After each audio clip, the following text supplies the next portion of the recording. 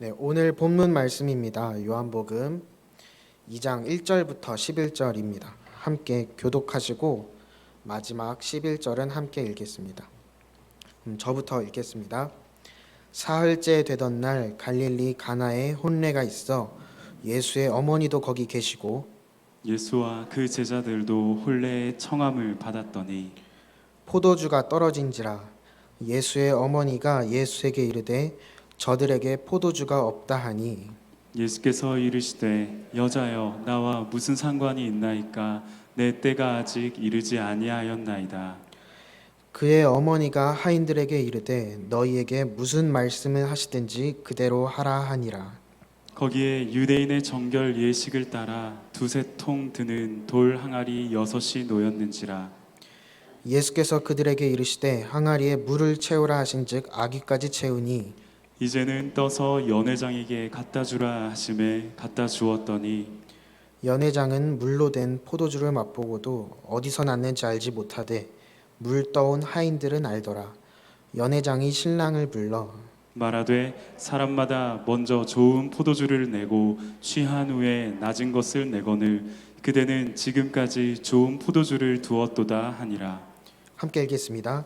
예수께서 이 첫 표적을 갈릴리 가나에서 행하여 그의 영광을 나타내심에 제자들이 그를 믿으니라. 아멘. 네, 수요예배에 나오신 성도 여러분 환영합니다. 그러면 우리 서로를 한번 환영해 볼까요? 이렇게 인사하면 좋겠습니다. 수요 기도회에 오신 것을 환영합니다. 네, 저는 유치부를 섬기고 있는 조은래 전도사입니다. 오늘 이 자리에 서는 것이 두 번째인데요. 두 번째라 좀 덜 떨릴 줄 알았는데, 네. 뒤에서 찬양을 듣는데 아무것도 두려워 말라. 은혜가 많이 됐습니다.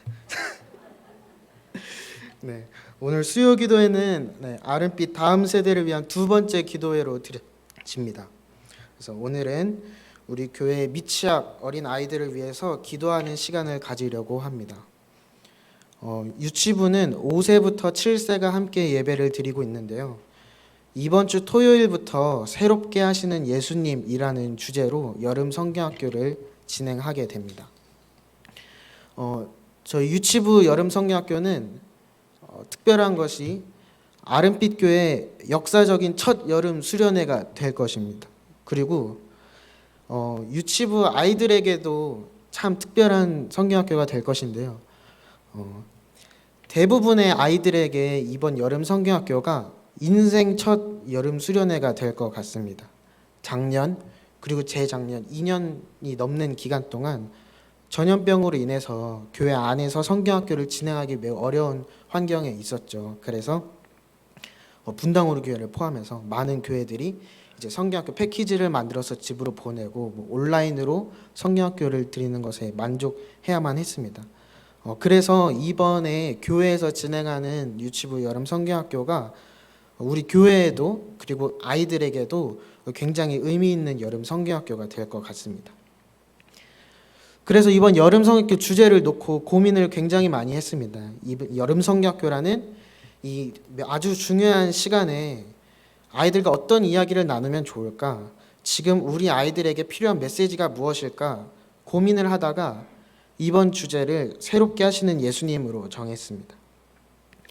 이 주제를 듣고 조금 의아해 하실 분도 계실 것 같아요. 처음 하는 성경학교인데 여기서 뭐 새로울 것이 있나? 이렇게 생각하실 수 있습니다. 네, 저희 처음 하는 성경학교 맞고요. 그리고 저희는 특히나 새로운 장소, 새로운 교회에서 예배를 드리고 있죠. 이것만으로 충분히 새로운 일일 것입니다. 하지만 우리는 여기서 더 새로워져야 합니다. 그리고 매주 매일 새로워져야 합니다. 아까 말씀드린 대로 지난 몇 년 동안 그리고 아직까지도 코로나 바이러스라는 전염병이 우리의 삶에 침투해 있습니다. 그리고 그 기간 동안 이 전염병이 우리의 삶에 너무나도 크고 많은 영향을 여전히 주고 있어요. 오늘도 이제 예배를 드리고 계신 성도분들이 모두 마스크를 착용을 하고 계신데요. 사실 이렇게 마스크를 쓰고 예배를 드리는 것은 코로나 이전에는 상상하지 못했던 일들이죠.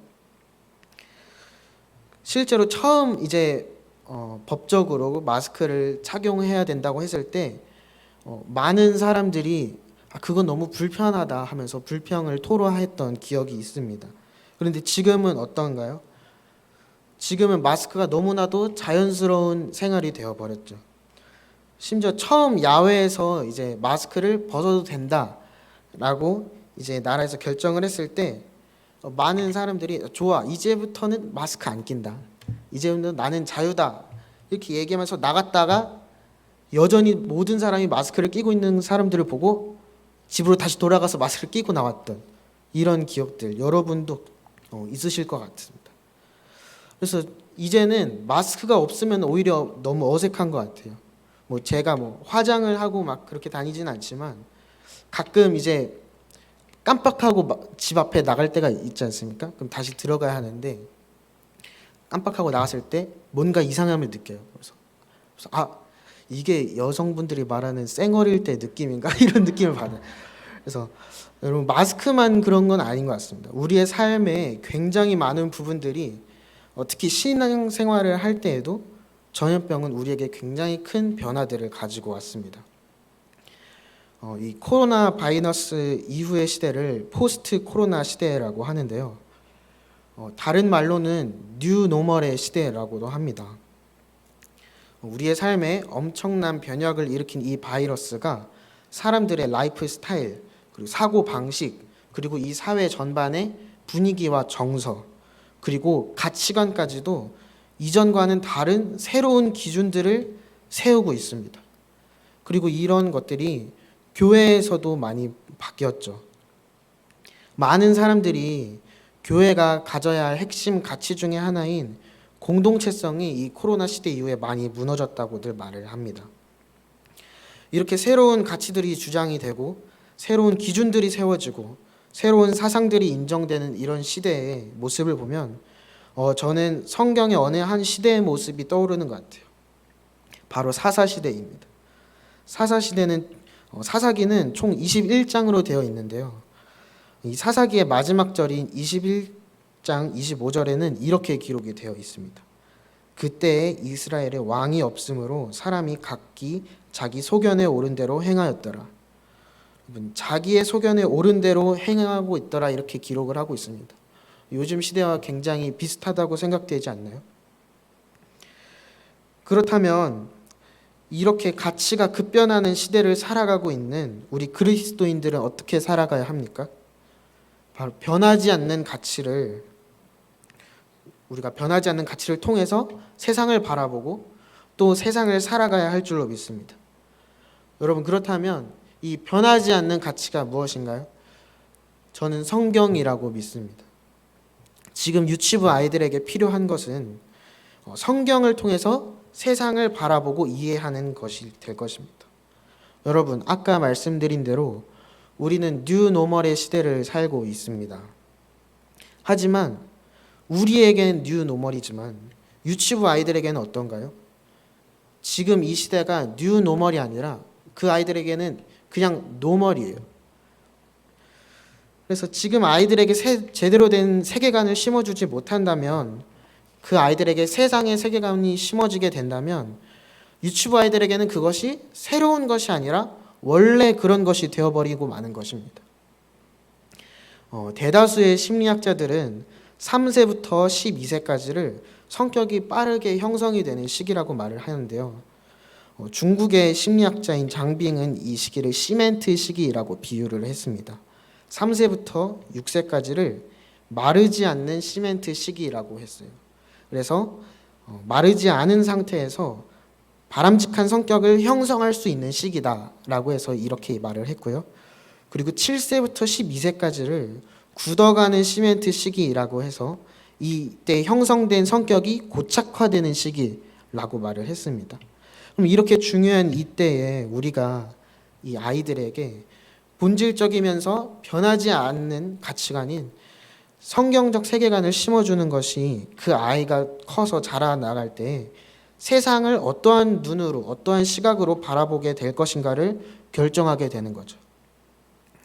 그래서 이번 여름 성경학교를 통해서 유치부 아이들이 배우게 될 성경 이야기는 총 4가지가 있는데요.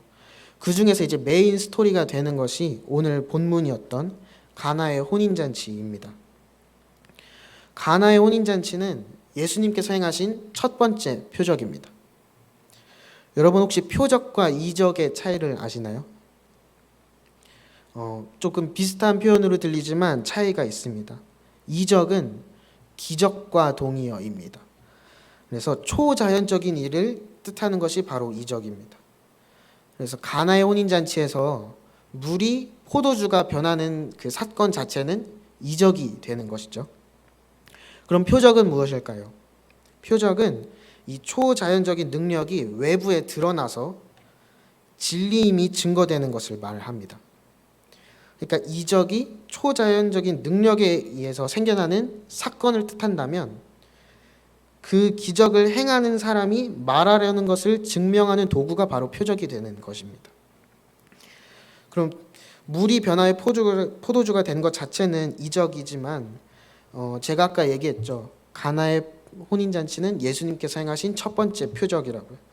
그렇다면 여러분 이 표적을 통해서 예수님이 하시고 싶은 말이 무엇일까요?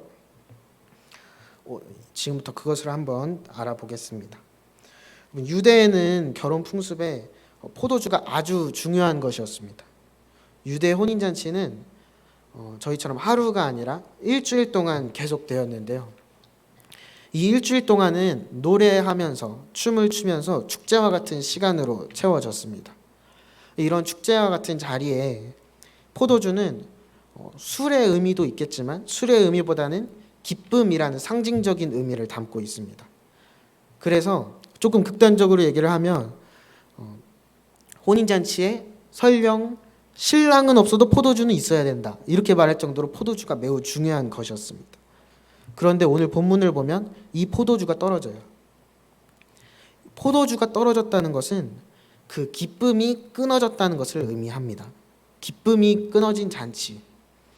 이것은 무엇을 의미하느냐? 인간의 자아 상실을 의미합니다.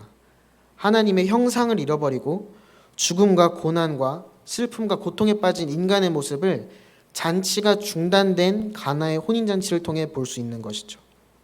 그리고 그 자리에 예수님께서 초대되십니다. 그리고 예수님은 어머니의 요청을 듣게 되죠. 어머니의 부탁을 듣게 됩니다. 오늘 본문 3절 말씀 다 같이 한번 읽어보겠습니다. 시작. 포도주가 떨어진지라 예수의 어머니가 예수에게 이르되 저들에게 포도주가 없다 하니. 네, 포도주가 없다. 이 어머니께서 이렇게 얘기를 하시죠. 이렇게 얘기를 하신 것은 너가 이 사건을 해결해라 라는 의미입니다. 근데 이에 대한 대답으로 예수님께서 의외의 대답을 하십니다. 그 다음 절 4절 함께 읽어보겠습니다. 시작. 예수께서 이르시되 여자여 나와 무슨 상관이 있나이까 내 때가 아직 이르지 아니하였나이다. 예수님의 대답을 보면 어떻습니까? 예수님께서 굉장히 시크하게 반응을 하세요. 여자여, 이 일이 나와 무슨 상관이 있나이까? 물론 여기에서의 여자여는 존칭이라서 그렇게 차가운 말투는 아니라고는 하지만 이 일이 나와 무슨 상관이 있나이까? 이건 어떤 대답입니까? 명백한 거절입니다. 왜 이렇게 대답을 하셨을까요? 그런데 이렇게 거절을 하신 이후에 또 성경을 읽어보면 또 안 도와주실 것처럼 말을 하셔놓고 물을 포도주로 바꾸셨습니다. 왜 예수님께서 이런 모순적인 모습을 우리에게 보여주고 계신 걸까요? 이 속에 바로 이 첫 번째 표적이 가지고 있는 의미가 들어 있습니다. 예수님의 어머니가 예수님에게 요구한 것은 바로 이 사건을 해결하는 것이었습니다. 해결하는 차원의 요구였죠. 예수님의 어머니 마리아는 예수님의 평범하지 않다는 것을 알고 있었습니다. 그리고 특별한 신분을 가지고 있다는 것을 알고 있었죠. 그렇기 때문에 이 상황을 해결할 수 있겠다는 계산이 머릿속에 들었을 것입니다. 그래서 아들인 예수님에게 이 난감한 상황을 해결해 달라고 부탁을 하신 것이죠. 그런데 예수님의 대답은 나는 사건을 해결하기 위해 이 땅에 온 존재가 아니다.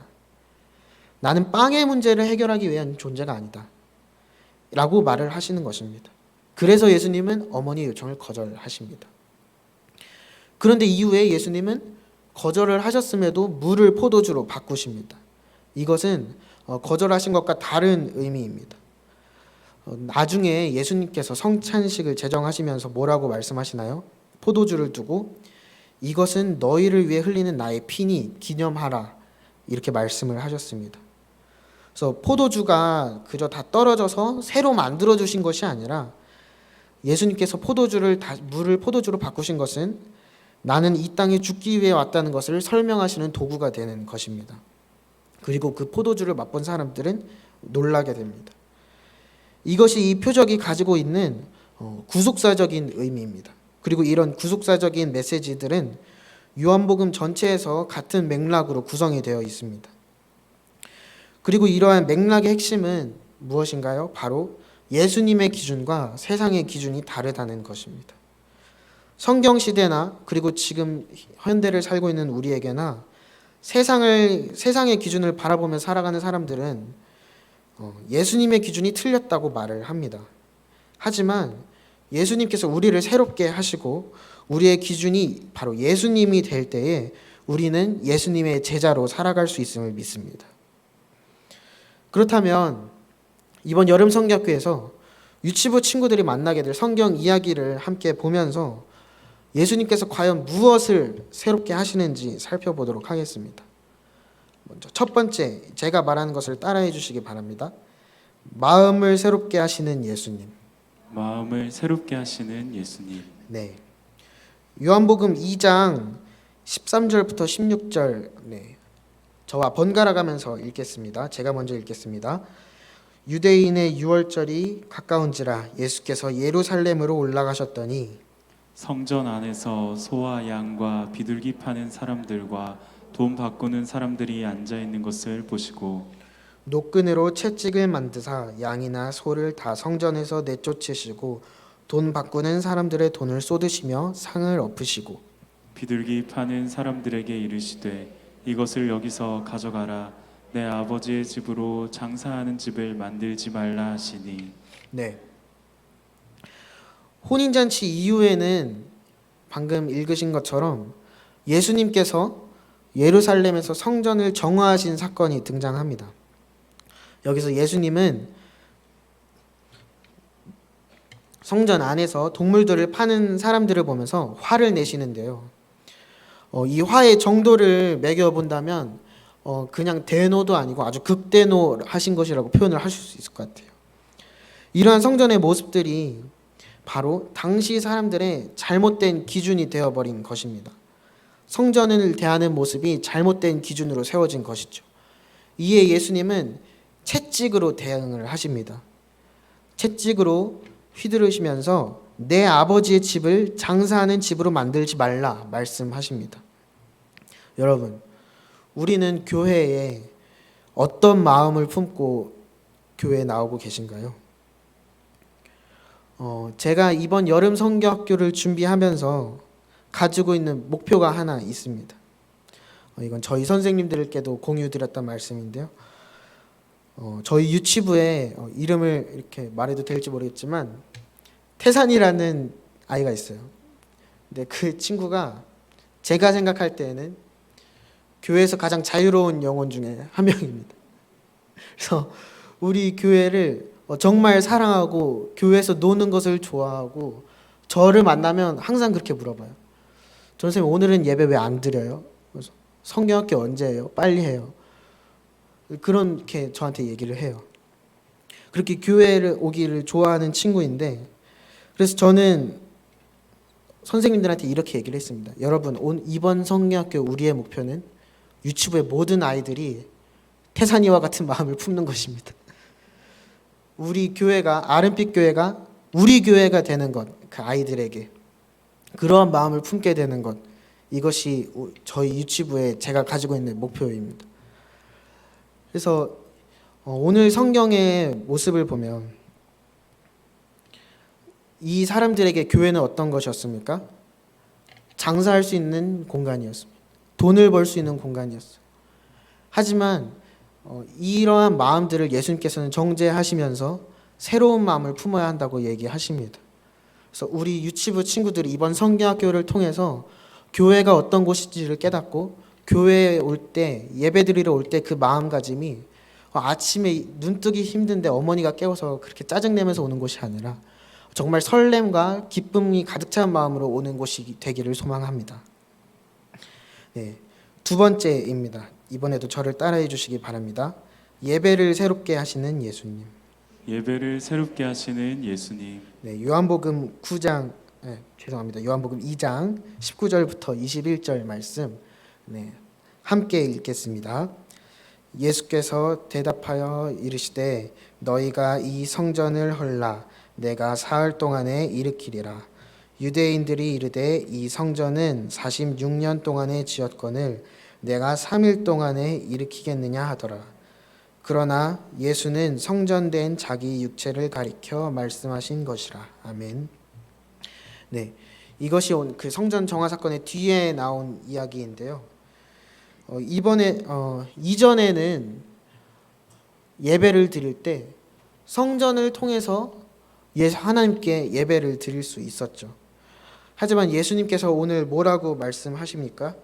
자기 육체를 가리켜서 성전이라고 말씀하십니다. 예수님께서 하나님께 나아가는 새로운 길이 되어 주시는 것입니다. 여러분, 우리는 매주 예배를 이렇게 드립니다. 그리고 여러분들은 특히 수요일에도 이렇게 나와서 예배를 드리고 계시죠. 우리가 매주 드리는 이 모든 예배들이 형식적인 예배가 아니라 드릴 때가 돼서 드리는 예배가 아니라 매번 새로운 예배가 되기를 소망합니다. 그래서 여러분들이 예배를 드릴 때마다 새로운 은혜를 누리시는 여러분이 되기를 또한 소망합니다. 우리 유치부 친구들에게도 아까 이제 교회에 오는 것이 즐거운 마음으로 이렇게 왔다면 예배를 드릴 때 그렇게 하나님의 말씀을 사모하는 마음으로 그날의 이제 성경 이야기를 즐거워하는 마음으로 예배를 드렸으면 좋겠다는 마음을 이번 주제에 담아봤습니다. 그래서 매주 아이들이 예배를 드릴 때마다 정말 하나님의 말씀으로 설레고 기쁨이 되는 그런 기쁨이 가득한 예배가 되기를 소망합니다. 세 번째입니다. 이번에도 저를 따라해 주시기 바랍니다. 삶을 새롭게 하시는 예수님. 삶을 새롭게 하시는 예수님. 네, 이번에는 다른 또 성경 이야기를 해보겠습니다. 저희 이번 성경학교의 마지막 이야기는 수가성 여인의 이야기입니다. 여러분도 잘 알고 계시죠? 2달 전에 주일 설교 내용으로 다뤄졌었던 내용입니다. 수가성 여인은 아무도 우물을 찾지 않던 때에 혼자서 물을 기르러 우물가로 왔습니다. 그리고 누구를 만나죠? 그 장소에서 바로 예수님을 만나게 됩니다. 여러분, 그 여인이 예수님을 만나게 된 것이 우연을 통해서 만난 것이었습니까? 우연이 아니었습니다. 예수님께서 그 여인을 만나기 위해서 그곳으로 가셨기 때문입니다. 요한복음 4장 3절부터 4절 여러분들이 한번 읽어주시겠습니다. 시작. 다시 갈릴리로 가실새 사마리아를 통과하여야 하겠는지라. 네, 예수님께서는 사마리아를 통과하여야 하겠는지라 라고 말씀하십니다. 이것은 예수님께서 유대에서 갈릴리로 가실 때에 수가성 여인을 만나기 위해서 동선을 그렇게 정하신 것이죠. 이 수가성 여인은 왜 아무도 물을 기르러 가지 않는 그때에 혼자서 우물로 물을 기르러 왔을까요? 이는 수가성 여인이 예수님께서 나눈 대화, 여인의 남편에 대해 나눈 대화에서 우리가 추측을 해볼 수 있습니다. 요한복음 4장 16절부터 18절, 네, 번갈아 가면서 읽겠습니다. 이르시되 가서 내 남편을 불러오라. 여자가 대답하여 이르되 나는 남편이 없나이다. 예수께서 이르시되 내가 남편이 없다 하는 말이 옳도다. 너에게 남편 5이 있었고 지금 있는 자도 내 남편이 아니니 내 말이 참되도다. 아멘. 네, 이 여인의 상황이 정확히 어떤 상황인지는 모르겠어요. 하지만 분명한 것은 일반적인 사람의 상황이 아니라는 것은 분명합니다. 그리고 그러한 이유로 이 여인은 혼자서 물을 기르러 이 우물을 찾았을 것입니다. 그리고 정통 유대 남자였던 예수님은 이 사마리아 여인을 직접 만나러 오셨습니다. 그리고 그 갈급한 영혼을 가진 여인에게 예수님께서 구원에 대해 이야기하십니다. 그리고 우리는 이 구원에 대해 들은 수가성 여인의 반응에 집중해 보아야 합니다. 요한복음 4장 28절부터 30절 다 함께 읽겠습니다. 시작. 여자가 물동이를 버려두고 동네로 들어가서 사람들에게 이르되 내가 행한 모든 일을 내게 말한 사람을 와서 보라.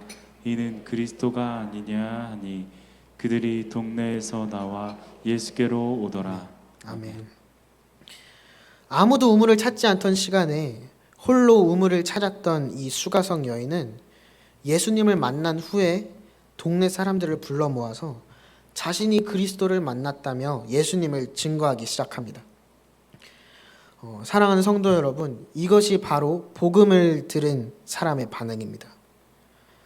여러분의 삶 속에도 이렇게 예수님을 증거하고 자랑하는 일이 많기를 소망합니다. 수가성 여인의 삶은 예수님께서 찾아오심으로 완전히 바뀌었습니다. 예수님께서 그 여인의 삶을 새롭게 하신 것입니다. 이번 다음 세대 여름 사역들을 통해서 유치부뿐만 아니라 모든 아이들의 삶이 예수님께서 새롭게 하시기를 여러분께서 기도하시기를 바랍니다. 저도 그렇고 많은 성도분들도 그러시겠지만 여름 성경학교를 통해서 수련회에서 뜨겁게 기도하시고 또 이제는 내가 주님의 종으로 살겠노라, 내가 이젠 달라진 삶을 살겠노라 결심했던 기억이 있으실 것 같습니다.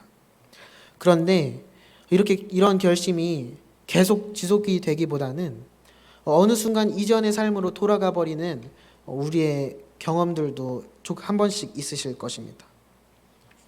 근데 이번 성경학교에서는 우리 아이들에게는 이렇게 예전의 삶으로 돌아가는 일이 없었으면 합니다. 그래서 예수님을 만나고 새로운 삶을 결실한 아이들이 그 지속된 삶을 살아가려면 무엇이 가장 중요할까요? 바로 우리가 먼저 새롭게 되는 것입니다. 우리의 힘으로는 새롭게 될 수 없습니다. 수가성 여인이 예수님을 찾아간 것이 아니라 예수님께서 수가성 여인을 찾아가셨습니다. 그래서 우리의 힘으로는 이렇게 새롭게 될 수 없으니 우리는 어떻게 해야 할까요? 예수님께 나를 새롭게 하여 달라고 구하는 기도를 해야 합니다. 그래서 우리가 기도할 때에 물을 포도주로 바꿔 주셨듯이 우리의 삶을 새롭게 하실 것을 믿습니다. 그리고 새롭게 된 사람으로 제자된 삶을 살아내는 것을 교회 안에서 그리고 교회 밖에서도 우리의 아이들에게 보여주어야 합니다. 여러분, 우리 유치부 친구들을 위해서 기도해 주십시오. 그리고 여러분들이 함께 새로운 삶을 살아주시기를 바랍니다. 여러분들이 그렇게 기도와 삶으로 보여줄 때 우리 유치부 아이들이 예꼬라는 이름에 걸맞게 예수님의 꼬마 제자로 살아갈 수 있음을, 거듭날 수 있음을 믿습니다. 이 시간 우리 새롭게 하시네라는 찬양을 하려고 하는데요. 이 찬양은 여러분들이 잘 모르실 수도 있을 것 같습니다. 그런데 제가 이번 성경 학교를 준비하면서 저 스스로 주제곡이다 생각하면서 많이 묵상했던 곡입니다. 그래서 여러분들도 같이 찬양하실 때 이 찬양의 가사를 함께 묵상하시면서 찬양하시면 좋겠습니다.